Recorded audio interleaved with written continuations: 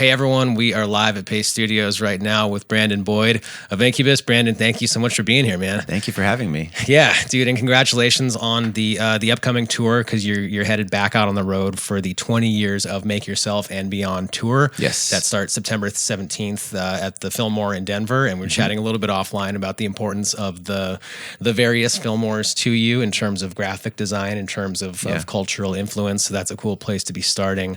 You're back here in New York at Radio City on October 3rd, and the whole thing wraps December 7th at the House of Blues in Myrtle Beach. And there's a bunch of cool stuff happening between now and December 7th. So congratulations. That sounds like a lot of fun. Thank you. Yeah, it has been. Yeah. And so what we're doing right now, for some reason, is that you're going to read a bit of Tom Robbins' book, Jitterbug Perfume, which is an outstanding book. And we are going to then try to draw some parallels between the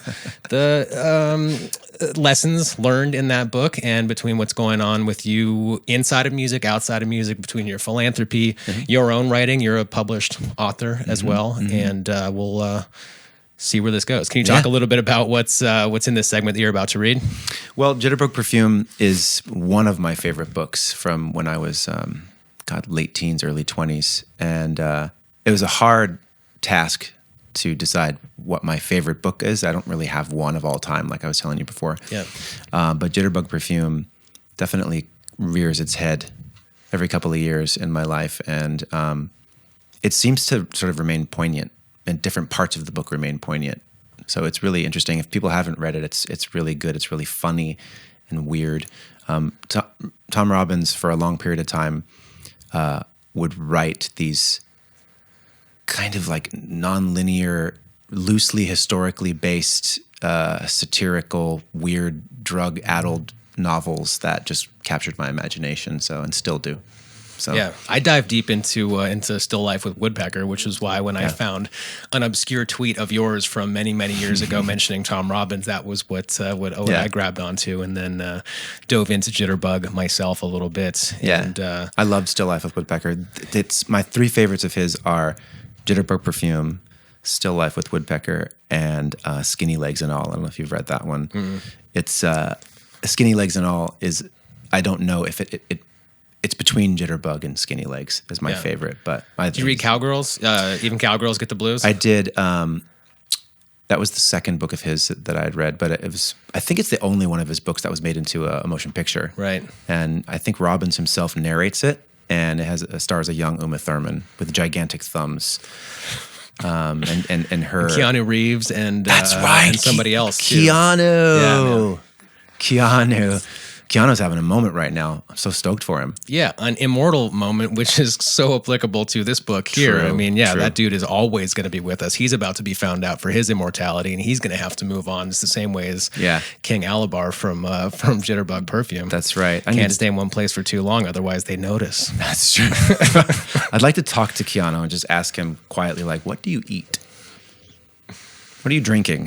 He doesn't seem to age very extremely quickly. Hot water baths, right? It was what does it for King Alabar. Constant sex, hot baths, and so beats, man. Beats play a pretty crucial role there. Raw beats, yeah. Interactions with mythological forest creatures seem to help a little bit as well. I get some of that done where I live in Los Angeles, so yeah. You live near any of the canyons? I do. I am in one of the canyons of the Santa Monica Mountains. And hang with the chupacabras up there? There are the chupacabras. Yeah. I have bobcats that live on my property. Nice. I've started to establish a relationship with one of them. Cautiously optimistic. I've looked it in the eye, and then I've seen that it doesn't really care about me, which is a good sign. It's not trying to attack me anytime soon. Yeah. Well, do you want to dive into the segment from Jitterbug Perfume that you picked? Yeah. I wish there was like some soft, tranquil music we could play along my reading. Who sings the best here? Or hums. I just see a bunch of people shaking their heads. Maybe that's a future skill I need to acquire, to hum quietly and read aloud at the same time. So this is from page 320 of Tom Robbins' Jitterbug Perfume. Second edition. Second edition, thank you. And the chapter title is Danny Boy's Theory. Oh, and just a little bit of context, too. There's a character in Jitterbug Perfume named Bingo Pajama, and he's seen as kind of a cultish homeless creature that wanders around New Orleans, and he always has a halo of bees circling around his head. And he's a mysterious character. Some people venerate him. Some people are afraid of him. But, anyway.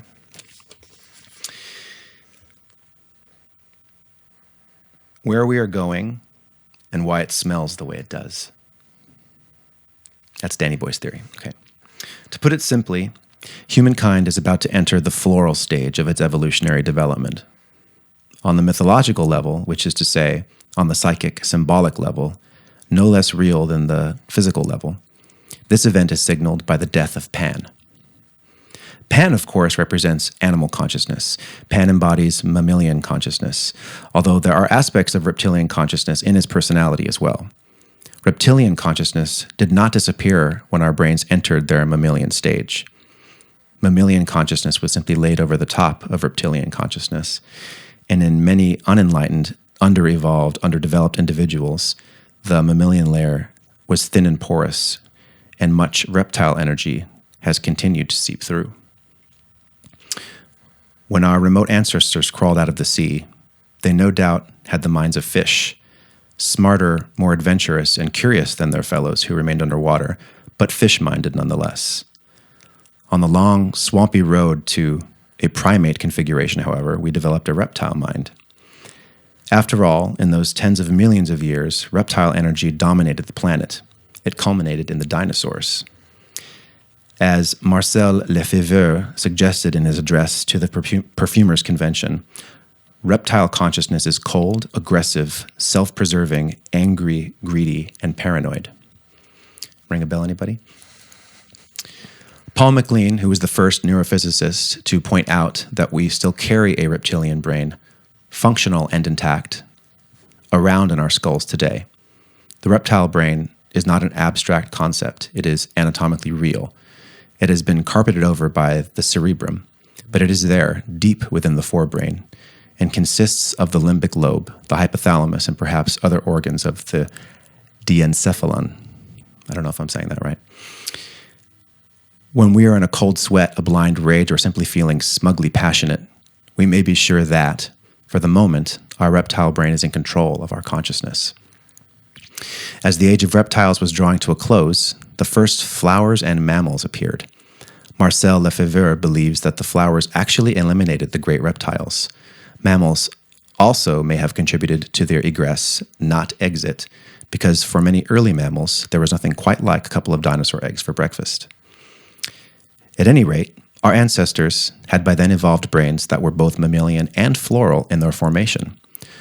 For reasons of its own, evolution allowed mammalian energy to hold sway, and the recently developed human midbrain, or mesencephalon, which had folded over the old diencephalon, could be accurately labeled a mammal brain. I'm going somewhere with this, by the way.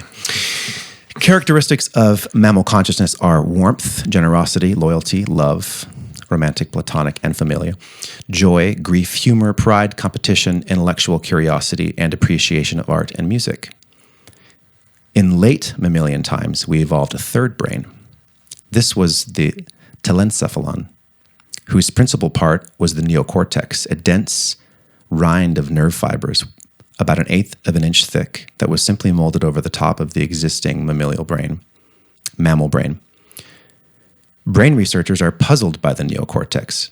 What is its function? Why did it develop in the first place?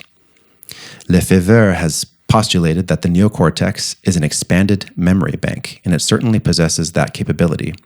Robert Bly thinks that it is connected somehow to light. If the reptile brain equates with cold and the mammal brain with warmth, then the neocortex equates with light. Bly's hunch makes a lot of sense because the third brain is a floral brain, and flowers extract energy from light. Even prior to the mysterious appearance of the neocortex, our brains had strong floral characteristics. The whole brain is described in science as a bulb, the neurons of which it is composed have dendrites, roots, and branches. The cerebellum consists of a large mass of closely packed folia, which are bundles of nerve cells, described in the literature as leaf-like. Almost there, boys and girls. Not only do the individual neurons closely resemble plants or flowers, the brain itself looks like a botanical specimen. It has a stem and a crown that unfolds in embryonic growth, much in the manner of a petaled rose. In the telencephalon, the new brain, the floral similarity increases. Its nerve fibers divide indefinitely like the branches of a tree. This process is called, appropriately, arborization. In the proliferation of those twiggy fibers, tiny deposits of neuromelanin are cast off like seeds. The neuromelanin seeds apparently are the major organizing molecules in the brain. They link up with the glial cells to regulate the firing of nerve cells. When we think, we originate creative ideas, a literal blossoming is taking place. A brain entering insights is physically similar, say, to a jasmine bush blooming. It's smaller and faster, that's all. Do I have time to read another couple of paragraphs? Yeah, man, please. Are you sure? Okay. Yeah, totally. Moreover, neuromelanin absorbs lights and has the capacity to convert light into other forms of energy. So Bly was correct. The neocortex is light sensitive and can itself be lit up by higher forms of mental activity, such as meditation or chanting. The ancients were not being metaphoric when they referred to illumination. With the emergence of the neocortex, the floral properties of the brain, which had for millions of years been biding their time, waiting their turn, began to make their move, the gradual move toward a dominant floral consciousness. When life was a constant struggle between predators, a minute-to-minute battle for survival, reptile consciousness was necessary. When there were seas to be sailed, wild continents to be explored, harsh territory to be settled, agriculture to be mastered, mine shafts to be sunk, civilization to be founded, mammal consciousness was necessary. In its social and familial aspects, it is still necessary, but no longer must it dominate. The physical frontiers have been conquered. The Industrial Revolution has shot its steely wad. In our age of high technology, the rough and tough manifestations of mammalian sensibility are no longer a help, but a hindrance. And the vestiges of reptilian sensibility, with its emphasis on territory and defense, are dangerous to an insane degree. We require a less physically aggressive, less rugged human being now. We need a more relaxed, contemplative, gentle, flexible person, for only he or she can survive and expedite this very new system that is upon us. Only he or she can participate in the next evolutionary phase. It has definite spiritual overtones, this floral phase of consciousness. The most intense spiritual experiences all seem to involve the suspension of time. It is the feeling of being outside of time, of being timeless. That is the source of ecstasy in meditation, chanting, hypnosis, and psychedelic drug experiences. Although it is briefer and less lucid, a timeless, egoless state. The ego exists in time, not space, is achieved in sexual orgasm, which is precisely why orgasm feels so good. Even drunks, in their crude, inadequate way, are searching for the timeless time. Alcoholism is an imperfect spiritual longing. In 100 different ways, we have mastered the art of space. We know a great deal about space, yet we know pitifully little about time. It seems that only in the mystic state do we master it. The, quote, smell brain, the memory area of the brain activated by the olfactory nerve, and the light brain, the neocortex, are the keys to the mystic state. With immediacy and intensity, smell activates memory, allowing our minds to travel freely in time. The most profound mystical states are ones in which normal mental activity seems suspended in light. In mystic illumination, as at the speed of light, time ceases to exist. Flowers do not see, hear, taste, or touch, but they react to light in a crucial manner, and they direct their lives and their environment through an orchestration of aroma. With an increased floral consciousness, humans will begin to make full use of their light brain, to make more refined and sophisticated use of their smell brain. The two are portentously linked. In fact, they overlap to such an extent that they will be considered inseparable. Here's the last paragraph. Sorry. We live now in an information technology. Flowers have always lived in an information technology. Flowers gather information all day, all night. They process it. It's called photosynthesis. As our neocortex comes into full use, we too will practice a kind of photosynthesis. As a matter of fact, we already do, but compared to flowers, our kind is primitive and limited. I'll leave it there. It just goes on and on and on, but it's like this, it's this character in the book, it's his like theory about where we're heading. And I mean, that's such a cool and elegant way for to describe a different state of consciousness, to call it the floral consciousness. Yeah. What was it? What is it in particular about that entire passage that really resonated with you and made that seem like the one that that we would get into here today? There's so many things. Oh my gosh. I have always been kind of I suppose I describe myself as an observant participator or participating observer. You know, I've always had a little bit of a feeling of being on the outside looking in a way, onto my own life. And that has led me down many, many different rabbit holes, like just kind of looking for different ways that people have thought, different ways that people have experienced life, that you know, this sort of glorious one chance that we get.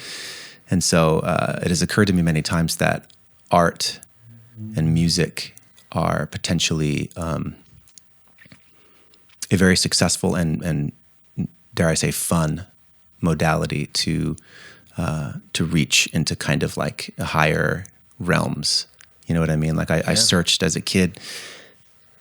I searched with more, I suppose, traditional methodologies, like, you know, like smoking pot or psychedelics. I never got into heavy drugs for lots of reasons, not the least of which was that I saw so many of my friends like kind of fall on them. But there was something about the access that I got through experimentation with psychedelic drugs that led me into, I suppose, more sober approaches like meditation, which, you know, and then music and art are in ways like walking meditations. They really grant you access to a lot of the same places, a lot of the same spaces. And they essentially give me that feeling of timelessness, that feeling of effortlessness, transcendence, to borrow a term. But so I relate to that passage in that book, and a lot of the themes in the book is because these characters in the book, they're essentially searching for a way to transcend death. They're looking for the immortal rights. They're looking for ways to live forever. And in the sense of the two lovers in the book, Alabar and Kudra, they're looking for to concoct a scent that they'll be able to sort of find each other in the other world when that happens, because they realize that their quest for immortality is kind of a fool's errand. Essentially, they can prolong life, but they can't prolong it forever. Right, so they're gonna have to figure something out. And one of the main takeaways being that what is it? Take it lightly or loosen up, lighten up. Lighten up is the big sort of takeaway of the entire. That's the message there. Is that not taking the right things seriously and not taking the wrong things seriously is, if not the key, is I mean, none of us are immortal, but we certainly can enjoy or not enjoy our time here based on identifying the things that ought to be cared about and letting the other things go and lightening up. Which, I mean, I've heard you say, heard it written or listened to interviews of you saying, identifying the fact that you get to play music and make people smile, and what you've done with that also is important. I mean, the Make Yourself Foundation, you've done a whole lot of charitable giving, and this ties completely back into this book as well. So you've gotten on stage, made people smile, had friends connect with each other in the sun and enjoy themselves, taken the money that was generated from that, and in many cases put that back into a number of different, like 50 or 60 different foundations, and one of those being the David Lynch Foundation, which does exactly what we're talking about here, and helps people to discover transcendental meditation. There are more than one type of meditation, but particularly transcendental meditation, which is what Kudra and Alabar were up to. Yeah, there were so many things in the book that almost sort of like foreshadowed directions that I would head in my own life, including the hot baths, as much sex as possible, transcendental meditation. And beats. And beats. Yes. Good one. That was awesome. Yeah, you know, there's something about, I've never been someone that like wears perfumes or cologne or anything like that, but I have almost like an intellectual obsession with scent because of its ability to draw us back so quickly to places that we were, or its ability to help formulate new memories and things like that. And it turns out that, if I'm not mistaken, the place in our brain that recognizes and processes scent, like the olfactory system, is right next to the place that processes sound. And so that's what I think why they say that sound and scent can so successfully just pull you right back to where you were when you first smelled it or heard it. You know what I mean? I just found an aftershave that I used to wear years and years ago. I just found it on the shelf at a store and bought it. And this was yesterday. My wife was like, "Oh, that's that." I was like, "Yeah, dude, exactly," and brought us both back there immediately. What was it? What aftershave? It's bullshit, dude. It's Brute for Men. It's like $6. Doesn't matter. Yeah, that's dude, awesome. But Doesn't matter what it is. Aftershave garbage, but the cologne, which look the same and come in the same bottle, but the cologne's $1 more. I'd been buying the aftershave. Fuck that. The cologne, that was the very specific smell, and both of us recognized it immediately. We were like, and we're drawn very viscerally and very vividly back to a time years and years ago that we both remember very clearly, and there's something powerful. We were walking over here just now, and I was saying to my friend Abby that New York is such a special place because for so many reasons. I don't need to mention most of them, but one of them is like the virtual cornucopia of smells that you get into your nostrils, whether you like it or not, on a hot summer day. Yeah, man. You could walk like 15 feet in one direction and you're going to get like 30 different smells. And sometimes you can like feel them in your eyeballs. Like it's like what is happening? Like you feel like they're just like swirling around in every orifice of your body. And I have a particular kind of like, I love it. When I come to New York, I love the kind of onslaught of smells you get, even like the horrific ones. You're like, ooh, like what's that? The candied peanuts and hot dogs, and there's a little bit of poo in there, and some Brute aftershave, and is that patchouli? Like you feel like you could, if you followed any one of them, you could go on an adventure. The same thing happens. I went to Bali about 7 years ago to go surf, and it was such a unique place once again for so many reasons. But one of the things that stuck with me was the cornucopia of scents that you get, like when you really kind of start getting into the cut in Bali and these little like villages where there's like a perfect wave and there's nothing else around it. But it's a place where the old gods still hold true. People still worship like many gods down there, and it's beautiful. And so every morning they put offerings out, and they do it like every 2 or 3 hours, and they'll put them like into the street. When there's like a stoplight, they go out and they light a thing and they put an offering into the street for like the street gods. And then there's like the doorstep gods, and then there's the beach gods, and there's the temple gods, and there's the monkey gods. And so everything has a little bit of a different kind of an incense attached to it. So all that stuff swirls together, and then you get the smell of burning leaves. There's always a little bit of poo everywhere you go in the world. Like that's part of the human experience.